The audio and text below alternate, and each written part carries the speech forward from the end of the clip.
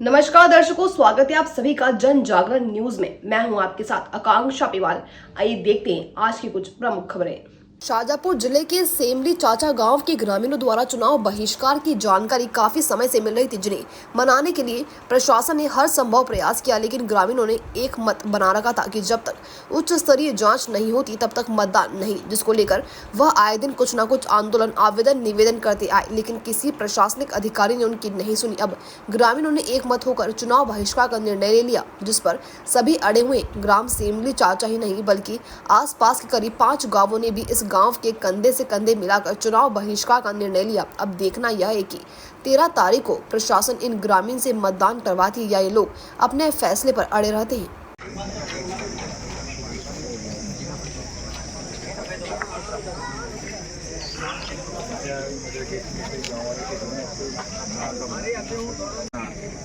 हमारे सेमली चाचा ग्राम के 4 निर्दोष बच्चों को पुलिस द्वारा जबरन झूठे केस में आर्मी के जवान की मृत्यु हो जाने के उपरांत उन्होंने उनको झूठे केस में फंसाया है। इसलिए हम पूरे गांव वाले चुनाव का पूर्ण रूप से बहिष्कार कर रहे हैं। उठाया गया है जो उनका कोई कसूर नहीं है, उन पर जबरन दबाव डाल के उनको उठाया गया है। उनके हम सरकार से विरोध करते हैं कि हमारे 4 बच्चों को न्याय मिले। महीने पहले 20 जून 2023 का मामला बता रही पुलिस, जिसमें कि 20/3/2024 में हमारे यहाँ के 4 बच्चों को पुलिस ने ज़बरदस्ती फौजी हत्या के मामले में उठाया है। आतंकवादी जैसे उनको उठाया है और उनको ले जाकर 3 दिन उनका पता भी नहीं बताया गांव वालों को, और गांव वाले उसी केस के चलते तहत सरकार से गुहार लगा रहे हैं पूरे गांव वाले।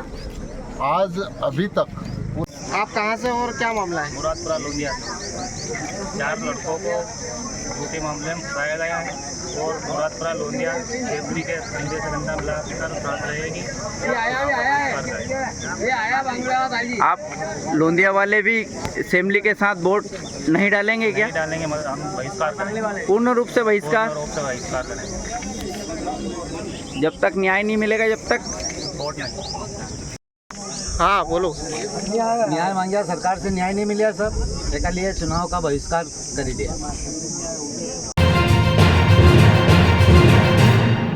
अंतर्राष्ट्रीय नर्सिंग डे परिचर्चा दिवस कार्यक्रम का हुआ आयोजन। मुख्य अतिथि के रूप में पहुंचे जिला परिषद सदस्य भभुआ विकास सिंह उर्फ लालू पटेल ने दीप प्रज्वलित कर एवं केक काट कर विचार गोष्ठी में नर्सिंग कर रहे छात्र छात्राओं को संबोधित किया। मौके पर उपस्थित जिला परिषद सदस्य ने बताया कि मां गरीजा नर्सिंग अनुसंधान केंद्र भभुआ में आज अंतर्राष्ट्रीय परिचर्चा दिवस मनाया जा रहा है।